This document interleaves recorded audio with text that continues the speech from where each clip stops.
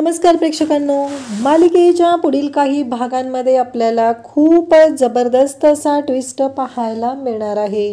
कारण सायलीच्या पायावरती जे तुळशीपत्र आहे ते कशा पद्धतीने सर्वांच्या समोर येणार आहे ते आपल्याला या व्हिडिओमध्ये पाहायला मिळणार आहे। अगदी गृहप्रवेशाच्या वेळी हे सर्व घडणार आहे आणि सायलीच्या पायावरती जे तुळशीपत्र आहे ते सर्वांच्या समोर येणार आहे। पूर्णाजी त्याचबरोबर घरातील सर्वजण या सगळ्यांना खूप मोठा धक्का बसणार आहे।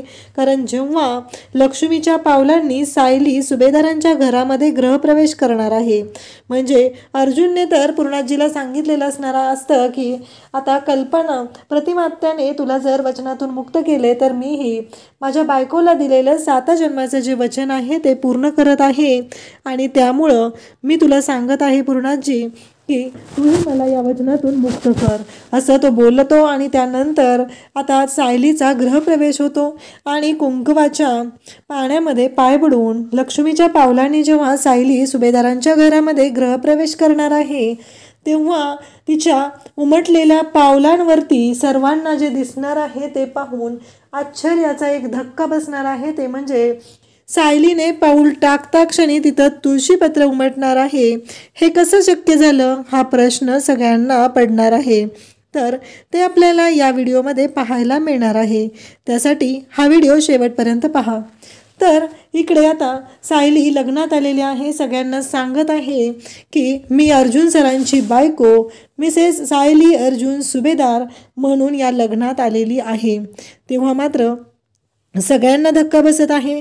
सगळेजण म्हणत आहेत की तू कितीही बोललीस तरी आम्हाला माहिती आहे की तू कोण आहेस आणि तू कशासाठी इथं आलेली आहे, असं सगळ्यांचं म्हणणं असतं। पण सायलीने ठणकावून सांगितलेलं आहे आणि त्यावेळेस अर्जुन पण सायलीची बाजू घेत आहे। अर्जुन पण सर्वांच्या समोर सांगत आहे की मी सायलीचाच बायको म्हणून स्वीकार केलेला आहे आणि यापुढे त्याचबरोबर जरी तुम्ही माझ्या तन्वीसोबत लग्न लावून दिलं तरीही मी तिला कधीही बायको म्हणून स्वीकारणार नाही, अर्जुनने मात्र स्पष्टपणे सांगितलेलं आहे।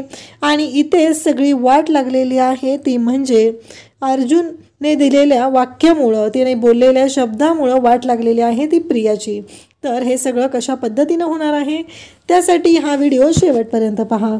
तर सगळेजण तिथे उभे असतात, सगळ्यांना सायलीचा राग आलेला असतो कारण सायली स्पष्टपणे सगळ्यांच्या तोंडावर बोललेली असते की मी या लग्नात आलेले आहे ते हे लग्न मोडायला। सगळ्यांना धक्का बसतो, ही काय बोलतीये, हे लग्न मोडायला आली म्हणजे काय? कारण असं लग्न मोडायला कोणी येतं का, हा प्रश्न सगळ्यांना पडलेला असतो। सगळेजण घाबरलेले असतात आणि सायलीला म्हणत असतात की काय बोलतेस तू। पण प्रतिमात्या तिथं आलेली असते आणि प्रतिमात्याने आता सायलीला जो शब्द दिलेला असतो की काळजी करू नको सायली, कारण काहीही झालं तरीही मी तुझ्या मदतीला येणार आहे, असं प्रतिमात्याने ठरवलेलं असतं, सायलीला सांगितलेलंही असतं। आणि हे सगळं कशा पद्धतीनं घडणार आहे ते आपल्याला या व्हिडिओमध्ये पाहायला मिळणार आहे। तर प्रतिमात्या तिथं आलेली असते। प्रतिमात्या म्हणते की पूर्णाई तुम्ही मला वचन दिलं होतं, मी तुम्हाला वचन दिलं होतं अर्जुन आणि तन्वीचं लग्न होईल, बरोबर आहे। पण त्या वचनामुळे आज आपण इथे अर्जुन आणि सायली यांना दुखवत आहे। मला अर्जुनच्या चेहऱ्यावरती थोडासाही आनंद दिसत नाही, तो मला थोडासाही खुश दिसत नाही, त्याच्या चेहऱ्यावरती मला कुठेही दिसत नाही की तो या लग्नासाठी मनापासून तयार आहे। कारण जेव्हापासून मी त्याला पाहते प्रत्येक विधीच्या वेळी अर्जुनचा चेहरा रडवेला झालेला असतो, पण आत्ता या मंडपामध्ये सायली आलेली आहे तर मला अर्जुन खुश दिसत आहे। अर्जुन एवढा खुश आहे तरीही तुम्हाला का कळत नाहीये की त्याचा आनंद कशात आहे? जर त्याचा आनंद सायलीमध्ये आहे तर मी आता तुम्हाला सगळ्यांच्या समोर सांगते की मला आठवतही नाही ते वचन कोणतं आहे आणि तरीही आज मी तुम्हाला त्या वचनातून मुक्त करत आहे, हे सगळ्यांच्या समोर प्रतिमात्या बोलते आणि सगळ्यांचीच तिथे आता वाट लागलेली असते। प्रतिमात्याने स्पष्टपणे सर्वांना सांगितलेलं असतं की पूर्णाई मी तुम्हाला या वचनातून मुक्त करत आहे आणि त्या क्षणी सर्वजण पाहतच राहतात। कारण पूर्णाईला हे जेव्हा ऐकायला मिळतं तेव्हा तिला तर धक्काच बसलेला असतो, कारण एवढ्या स्पष्टपणे आज प्रतिमा बोललेली असते की पूर्णाई तुम्हाला वचनातून मुक्त करत आहे, त्यामुळं आता अर्जुन सायलीचं लग्न व्हायला काहीही हरकत नाही, अशा भाषेमध्ये तिनं सांगितलेलं असतं।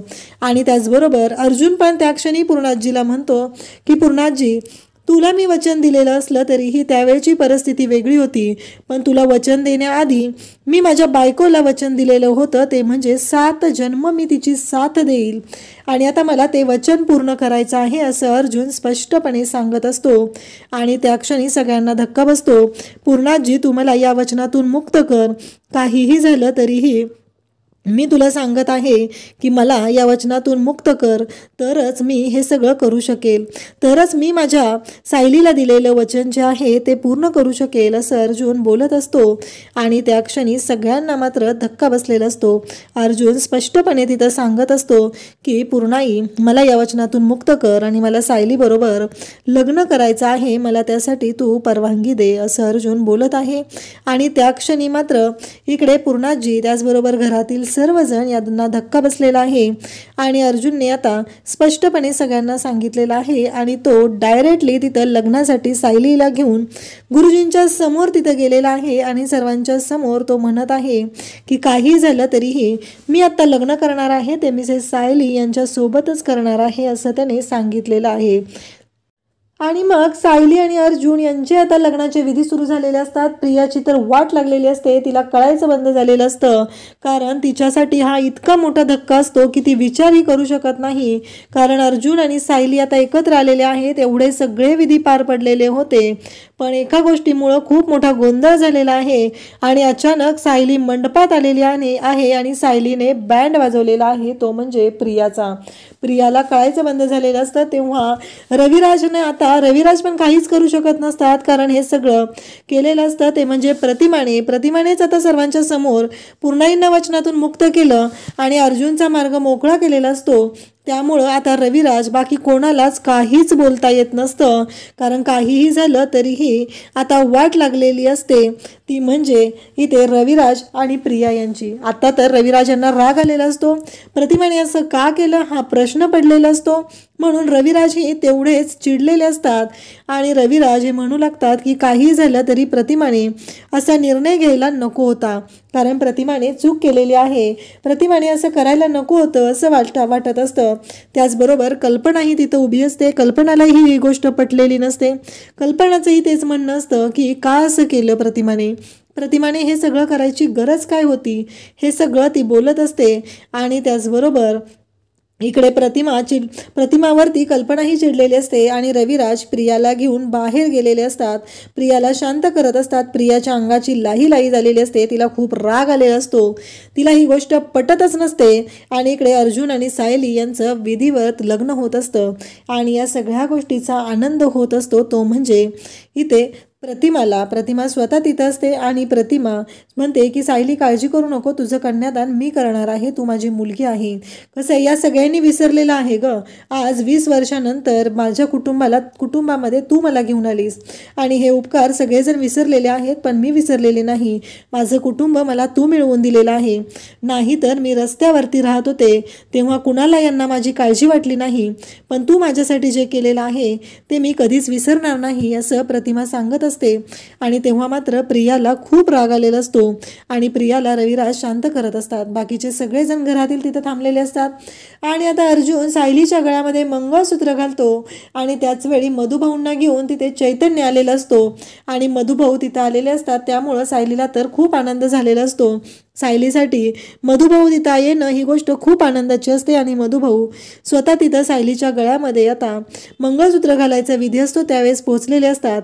आणि त्या क्षणी अर्जुन आणि सायली दोघंही उठून मधुभाऊंना नमस्कार करतात आणि मधुभाऊंचे आशीर्वाद घेतात. म्हणजे सायलीला जी खंत होती तिच्या वडिलांनी तिथं आलं पाहिजे, तिचे वडील तिथं आलेले असतात आणि अर्जुन आणि सायली या दोघांनाही त्यांनी आशीर्वाद दिलेला असतो.